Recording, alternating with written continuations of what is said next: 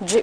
प्रकाश जी, आप भी राजनीतिक विश्लेषक के तौर पर हमारे साथ जुड़े हैं। आपको क्या लगता है, अगर हम बात करें सबसे पहले पश्चिम बंगाल की, तो आपको क्या लगता है कि जब ममता बनर्जी 10 साल से वहां पर शासन करती आई है, इस बार भले कांटे की टक्कर देखने को मिलती हो, लेकिन ममता दीदी की वहां की जो बंगाल की फैन फॉलोइंग है, उनके जितने फॉलोवर्स है, क्या उसको बीजेपी तोड़ने में सक्सेसफुल होगी या नहीं? इसमें ऐसा है कि 2016 के जो अंतिम इलेक्शन हुए थे जी उसमें बीजेपी को 3 सीट मिली थी। उसके बाद जो अभी का जो पहला फेज है 27 मार्च से इलेक्शन चालू हुआ, तो प्रजा को ये मालूम था कि कोविड हो रहा है, तो सेकंड फेज जो 15/4 के बाद 4 फेज हुए जी उसमें बीजेपी को झटका लगा, ऐसा मानना है हमारा।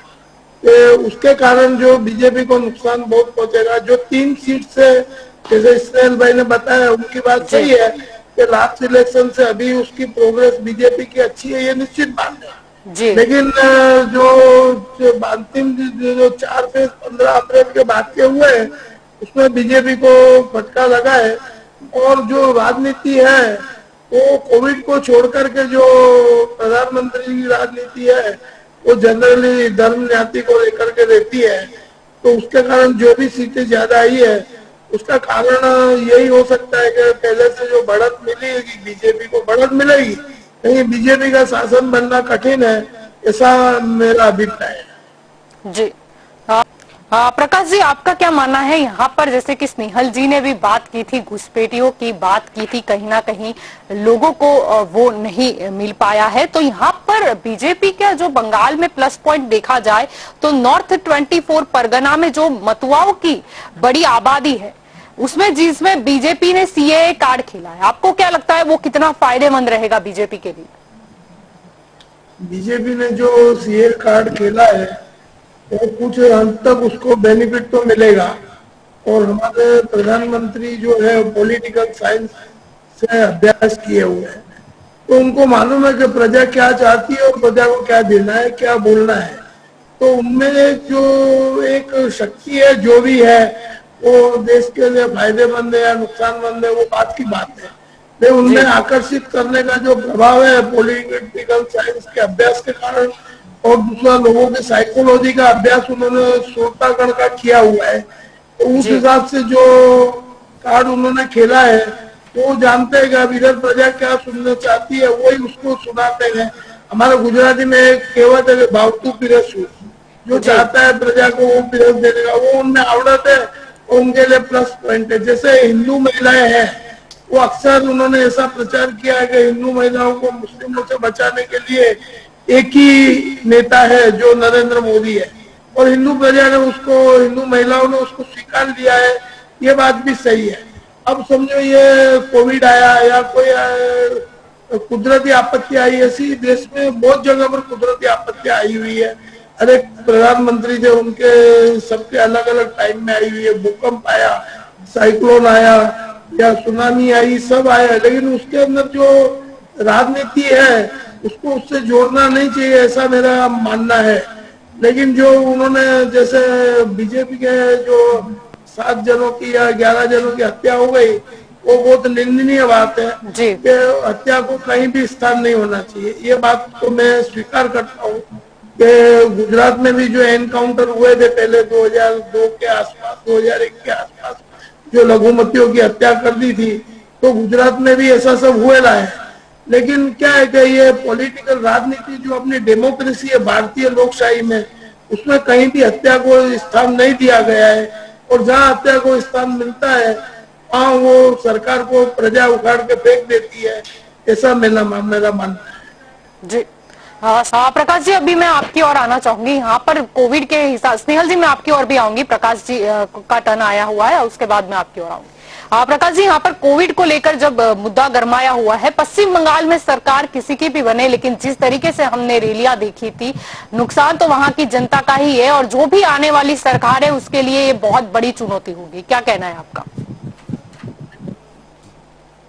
का मुद्दा था, एक बार जैसे अभी इसमें जी ने बताया कि इलेक्शन कमीशन को डिसीजन लेना चाहिए। मद्रास हाईकोर्ट ने जो इलेक्शन कमीशन को फटकार लगाई कि तुमने ऐसा डिसीजन कैसे लिया कि जब इतना भारी महामारी चल रही थी उसके बाद भी 15 अप्रैल के बाद के जो 4 फेज थे वो उनको रोक देने चाहिए। उसमें मैं रवि पटेल की बात से सहमत हूँ कि गांधीनगर में उनका ओन प्लेस था, उधर उन्होंने इलेक्शन रोक दिया और वहां पर नहीं रोका। तो देश की जनता तो जनता ही है, सब हिंदुस्तानी है, 130 करोड़ है, 33 करोड़ है। कहीं पश्चिम बंगाल के लोग गरीब है या उधर शेड्यूल ट्राइब ज्यादा है या और तरह से जो है, उसको अलग तरह से नहीं देखना चाहिए। ऐसा प्रजा मानती जो जो रात धर्म निभाने की बात होती है, वो रात धर्म सबके लिए एक है, सभी जातियों के लिए एक है। हमारा जो कॉन्स्टिट्यूशन ऑफ इंडिया बना हुआ है उसमें रात धर्म में ये है कि हिंदू मुस्लिम सिख ईसाई सबको एक तरह से, अभी राजनीति इतनी खराब हो गई है कि पॉलिटिशियन अपनी सत्ता टिकाने के लिए प्रजा का भोग ले लेते हैं कि भले प्रजा मर जाए, और लाशों की राजनीति कहीं हो गई है। और कफन पे राजनीति करना, ये बड़ा कुदरत के गुनेगार लोग हैं जो भी कर रहे हैं, और कुदरत उनको कभी भी नहीं छोड़ेगी ऐसा पब्लिक मानती है। लेकिन पब्लिक की व्यथा सुनने वाला आज कोई भी नहीं है। ये सनातन सत्य है, ये बात हकीकत है कि जो ये 4 फेस हुए उनको 15 अप्रैल के बाद के वो रोक देने चाहिए। देखो 27 मार्च के बाद यही रटन चला रहा कि सभाएं बंद हो गए, रैली बंद हो गए, सभाएं बंद हो गए, रैली बंद हो गए, लेकिन किसी ने नहीं सुनी। और जब मद्रास हाईकोर्ट ने फटकार लगाई, उन्होंने सुप्रीम कोर्ट में गए। अब सुप्रीम कोर्ट क्या करती है वो अभी निर्णायक भूमिका सुप्रीम कोर्ट की रहेगी। लेकिन प्रजा में एक मानना ऐसा है कि भाई न्याय तंत्र को प्रजा का हित देखना चाहिए।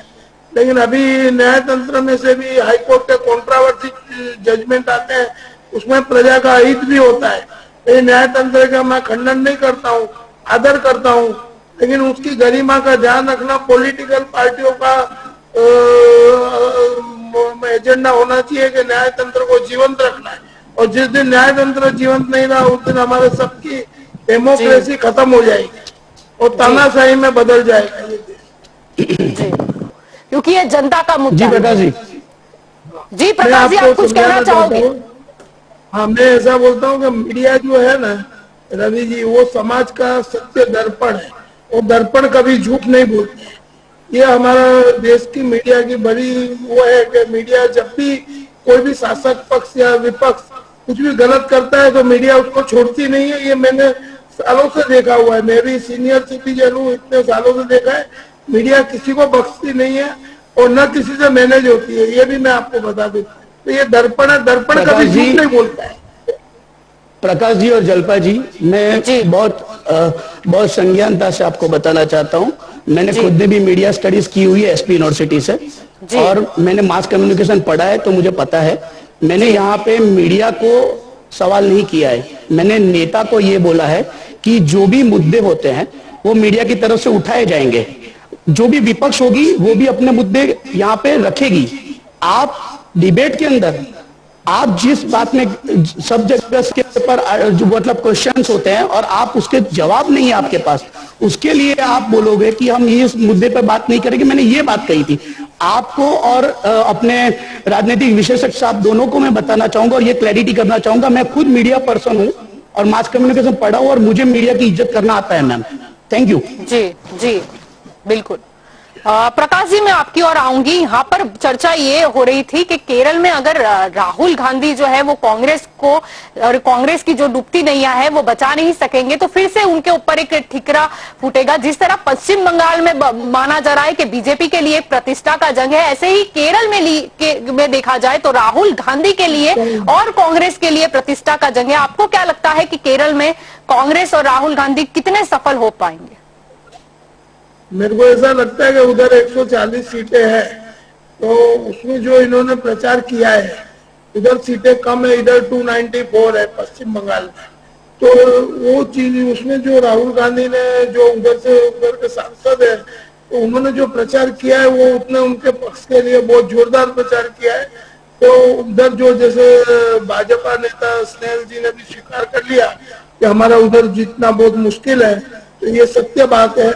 ये उधर जो प्रचार कांग्रेस ने किया है और जो गरीबों के प्रति जो उन्होंने जो भी कुछ किया है, तो उन्होंने इतने शासन के समय में जो उन्होंने कार्य बताया है प्रजा को, वो प्रजा उनके कार्यों से आकर्षित है, ये बात निश्चित है।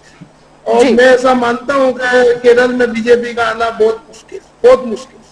जी मैं आपकी ओर आना चाहूंगी प्रकाश जी। यहाँ पर बात चल रही थी असम की, आपको क्या लगता है कि असम में फायदा किस पार्टी को होगा और क्यों?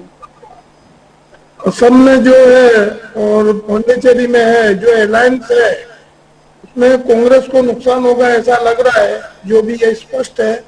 और अलायंस और जो पार्टी बनकर के सरकार बनाएगी, ये असम में स्पष्ट चित्र अभी दिखाई पड़ रहा है, जो रुझान आ रहे हैं उसके हिसाब से। बाकी कांग्रेस का जो है चित्र, वो पूरे देश में एक दो राज्यों को छोड़कर के बाकी राज्यों में गिरा हुआ है, उनको पूरा कार्यशैली बढ़ानी पड़ेगी। बाकी जो आम पार्टी का जो आपने बताया अभी के दूसरे राज्यों में वो क्यों नहीं एंटर कर रही है, ये भी गुजरात की प्रजा सोचती थी कि केजरीवाल का इतना अच्छा वही एडमिनिस्ट्रेशन है शिक्षा के बारे में, दूसरे बारे में, तो वो पूरे देश में वो आगे रहे केजरीवाल जी, तो उनको अभी पूरे देश में आगे बढ़ना चाहिए, ऐसे आम प्रजा सोचती है सब देश सब राज्यों। लेकिन अभी उन्होंने खुलासा किया रवि जी ने कि वो भी आगे बढ़ेंगे, जैसे सूरत में बढ़े, तो वो एक अच्छी बात है कि प्रजा को न्याय मिल सके। जी बिल्कुल। अगर आपकी और आए प्रकाश जी, मेरा सवाल वही रहेगा कि आपको क्या लगता है कि तमिलनाडु में इस बार किसका पल्ला भारी? डीएमके का जो संकलन है, जो भी कांग्रेस पार्टी के साथ, उनका बढ़ेगा ऐसा लगता है, क्योंकि वहाँ की प्रजा जो है तो तमिलनाडु की प्रजा जागरूक प्रजा है और कभी भी वो बदलाव ला सकती है, कुछ भी ला सकती है। तो अभी जो जुनी बातें थी उसको इतिहास को देख करके वोट नहीं करेगी तमिलनाडु की जनता, ये निश्चित बात है। वर्तमान को देख करके वोट करेगी, इतिहास का एक भी पन्ना उलट के तमिलनाडु की जनता नहीं देखेगी, ये निश्चित। जी वेलकम बैक। आप देख रहे हो दंगल देश का। आज का हमारा मुद्दा है कि 5 राज्यों में आज नतीजे आने वाले हैं, तो सरकार किसकी बन सकती है, हम इसी पर चर्चा कर रहे हैं। तो अब चर्चा को हम आगे बढ़ाते हैं। प्रकाश जी, आपसे शुरुआत करती हूं मैं। आपको क्या लगता है, कई बार ऐसा भी देखा जाता है कि दो बड़ी पार्टियां जो है वो कांटे की टक्कर के हिसाब से चलती होती है, लेकिन कहीं ना कहीं फायदा जो दूसरी पार्टी होती है उनको भी पहुंचता है। जैसे कि अगर देखें कि तृणमूल और भाजपा के बीच में पश्चिम बंगाल में जो भी अभी एक दंगल चल रहा है, उसमें अगर बहुमति लेने का सवाल आया तो कहीं ना कहीं उनको दूसरी पार्टी की भी जरूरत पड़ सकती है। तो कहीं ना कहीं लेफ्ट और कांग्रेस का जो गठबंधन है वो किंग मेकर की भूमिका में देखा जा सकता है, क्या लगता है? इसमें ऐसा है कि यदि टक्कर जो कांटे की है, तो जो सीटें कम पड़ेगी किसी को भी, चाहे ममता बनर्जी की पार्टी को चाहे बीजेपी, तो वो उनके जो जीते हुए उम्मीदवार है उनको अपनी तरफ जोड़ करके और सरकार बनाने की इच्छा रखेंगे। ऐसा माहौल बन सकता है। उसमें कुछ भी पहले भी दूसरे राज्यों में देखा गया है कि जो उम्मीदवार है वो बिक जाते हैं या फेवर करते हैं या कुछ भी करते हैं। तो ये जो है ये राजनीति अच्छी नहीं है, लेकिन डेमोक्रेसी में ये सब बताया गया है कॉन्स्टिट्यूशन में। अगर उसको अलाउ करता है तो जो भी हो, ये आपका अभिप्राय सही है कि ऐसा भी हो सकता है। लेकिन अब कांटे की टक्कर है, कितने पे रहती है, 5 सीट पे 10 सीट पे, कितने उसके ऊपर निर्भर करता है, डिपेंड करता है। और दूसरी बात जो अभी वैक्सीन की चल रही थी, वैक्सीनेशन की, मैं उसके बारे में कुछ प्रकाश डालूंगा कि हमारे यहाँ पर केंद्र सरकार और राज्य सरकार में यदि सरकारें अलग होती है तो भेदभाव रखा जाता है। जैसे सुप्रीम कोर्ट ने पूछा कि वैक्सीन के 3 भाव कैसे हो सकते हैं। अगर ये मुफ्त में वैक्सीन दी जाए, इसी प्रजा की आशा है पूरे देश के लोगों को। अकेला बंगाल की बात नहीं है, पश्चिम बंगाल की, लेकिन वैक्सीनेशन पे कोई राजनीति नहीं होनी चाहिए। वो जो भी अपना टैक्स भरा जाता है, वो जो इन्होंने बताया रवि पटेल जी ने कि टैक्स का पैसा एक जगह पर जमा होता है, उधर से डिस्ट्रीब्यूशन हर एक प्रजा के लिए न्यायिक तौर से होना चाहिए और कोई भेदभाव राज्यों के बीच में नहीं होना चाहिए और राजनीति में नहीं होनी चाहिए। और केंद्र सरकार को सभी राज्यों के लिए नीति वैक्सीनेशन की एक ही रखनी चाहिए, फ्री है तो फ्री देना चाहिए। एक राज्य को फ्री में दिया, एक राज्य से पैसा लिया, तो यह भेदभाव वाली नीति जाएगी और इसको प्रजा नहीं स्वीकार। जी बिल्कुल। जी हाँ प्रकाश जी, मैं आपकी ओर आना चाहूंगी। यहाँ पर बात चल रही है पश्चिम बंगाल की, यहाँ पर बात चली महिला के सम्मान की भी। तब देखा गया था कि कहीं ना कहीं ये सोशल मीडिया पे भी काफी ट्रोल हुआ था और काफी विवाद भी छिड़ा था जब प्रधानमंत्री नरेंद्र मोदी ने कहा था दीदी ओ दीदी। आपका क्या मानना है कि कई बार ऐसा होता है राजनीति में, जब चुनाव आता है तो सब कुछ भुला दिया जाता है, कुछ भी सूत्र आता है, जैसे कि ममता बनर्जी लेकर आती है खेला होबे, यानी वो बता देती है चुनाव को एक जंग की, एक खेल के तौर पे दिखा देती है, और सामने से बीजेपी भी पलटवार करती है कि अब विकास होबे, और फिर ये दीदी और दीदी आया, मतलब और फिर ममता बनर्जी है वो प्रधानमंत्री को शासन कहते हैं। यानी कहीं ना कहीं ऐसा होता है कि चुनाव में राजनीति का जो स्तर है वो काफी नीचे चला जाता है। ये कितना उचित? देखो, राजनीति का स्तर नीचे जाना वो बहुत गलत बात है, और जिस तरह से पार्लियामेंट्री लैंग्वेज का यूज होना चाहिए चुनाव में, मैं ऐसा मानता हूँ जी। पार्लियामेंट्री लैंग्वेज जो पार्लियामेंट में बैठने वाले लोग हैं, चाहे प्रधानमंत्री हो गए, जैसे आपने दीदी और दीदी की जो बात करी, गीत की बात आई, तो पार्लियामेंट्री लैंग्वेज जो है, जो पार्लियामेंट में बैठ करके और बाहर आकर के पार्लियामेंट्री लैंग्वेज भूल जाते हैं, वो बहुत गलत बात है। चाहे कोई भी पार्टी हो, टीएमसी हो गए, चाहे बीजेपी हो गए, चाहे कांग्रेस हो, अक्सर ऐसा देखा गया है, कभी कभी किसी ने मौत के सौदागर कर दिया, किसी ने स्वास्थ्य का सौदागर कर दिया, इसने क्या बोल दिया, तो प्रजा पे उसका इफेक्ट आता है कि हमारे नेता आगे चल करके करेंगे क्या। आज केजरीवाल जी है, कभी भी ऐसी नॉन पार्लियामेंट्री लैंग्वेज का यूज नहीं किया है, ये निश्चित बात है। बाकी सभी नेताओं को आप ढूंढेंगे इतिहास, तो उनके बोलने पे कोई कंट्रोल नहीं रहता है, वो कुछ भी बोल देते हैं, तो वो बहुत गलत बात है। और ये बोलने से कोई प्रजा वोट दे देगी, ऐसा कभी नहीं होता है कि हम ऐसी लैंग्वेज यूज करेंगे तो हमको प्रजा वोट देगी और प्रजा आकर्षित होगी। ये गलत भ्रम में नेताओं का। प्रजा बहुत समझदार है, चाहे गरीब प्रजा हो, चाहे मिडिल क्लास हो, चाहे अमीर, बुद्धि सबके पास है, सब समझ सकते हैं कि ऐसी नॉन पार्लियामेंट्री लैंग्वेज को प्राधान्य नहीं देना चाहिए, ऐसा मेरा मानना है। जी प्रकाश जी, अगर आपसे मैं ये सवाल पूछूं, ये बात हो रही है यहाँ पर स्लोगन की, तो दूसरा एक मुद्दा भी यहाँ पर उठता है कि स्लोगन के साथ साथ हमेशा चुनाव के समय पर कुछ ना कुछ वायदे किए जाते हैं, जो वायदे फिर अक्सर देखा जाता है कि सिर्फ कागज पे ही नजर आते हैं। चुनाव खत्म हुआ मतलब वो वायदे भी कहीं ना कहीं भूल जाते हैं नेता, और फिर दूर दूर तक वो मतलब हमको जिक्र तक नहीं सुनाई देता। आपको क्या लगता है, ये 5 विधानसभा के चुनाव में भी अलग अलग पार्टी ने अलग अलग वायदे किए हैं, कौन कितने निभाएगा? अच्छा, इसमें जो चुनावी ढंढेरा जो मैनिफेस्टो में जो वायदे किए जाते हैं, तो मैं प्रजा को जानकारी देता हूँ, उनका वो कोर्ट में भी चैलेंज हो सकता है कि भाई उन्होंने वायदा किया था और निभाया जीतने के बाद, ऐसा कई बार हुआ है। तो इसको कॉन्स्टिट्यूशनल चैलेंज किया जा सकता है कि प्रलोभन देकर के वोट लिया है तो कोर्ट इंटरफेयर हो सकती है। ऐसा पहले भी हुआ है, जैसे गुजरात में, मैं आपको मेरा अभिप्राय बता दूं, तो जो तो थी वो पूरे देश में मुगल साम्राज्य से चलती आ रही थी, उसके बाद जो है वो अंग्रेजों के शासन में चली। 1942 में सरदार वल्लभ भाई पटेल ने साणंद का नाका जला दिया था, क्योंकि ओक्टो में भ्रष्टाचार बहुत होता था। तो जो सरकार कांग्रेस आई, इतने साल शासन किया कांग्रेस ने, और हम आएंगे तो हम ओक्टो हटाएंगे, ये करेंगे, जो आपने बताया वायदा बाजार चलता है, तो वायदा बाजार है वो शेयर बाजार की तरह सरकारें चलती है अभी, और खास करके बीजेपी की सरकारें वायदे निभाती नहीं है। कांग्रेस की सरकार जब तक पहले निभाया था तो फिर वो भी भूल गए।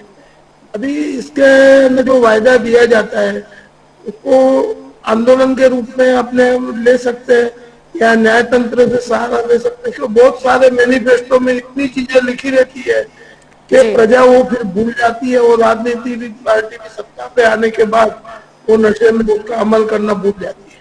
लेकिन जैसे यहाँ से गुजरात में से निकली पहले तो वो हमने उसको मैनिफेस्टो को लिया था कि भाई तुमने ये हमारे से वायदा किया था और नहीं निभाया, उसको हमने निभाया। तो वो प्रजा में ताकत होनी चाहिए, प्रजा में प्रचार होना चाहिए इसका कि जो वायदे हैं उसको लेकर के वो चलना चाहिए कि भाई ये वायदा दिया था सरकार ने नहीं निभाया, लेकिन उसके लिए भी एक रास्ता बना हुआ है, लेकिन प्रजा उस रास्ते पे जावे ऐसा प्रचार राजनीतिक पार्टियों को या दूसरी कोई भी जो सामाजिक संस्था है उनको ये जागृति होनी चाहिए कि वायदा बाजार जो है वो उसका जो पालन करना बहुत जरूरी है। जी बिल्कुल जी, सही बात है। आने वाले समय में हो सकता है कि चुनाव सिर्फ और सिर्फ वायदों पर नहीं पर परिणाम पर हो। आप सभी इस चर्चा में जुड़े, इसलिए आप सभी का शुक्रिया।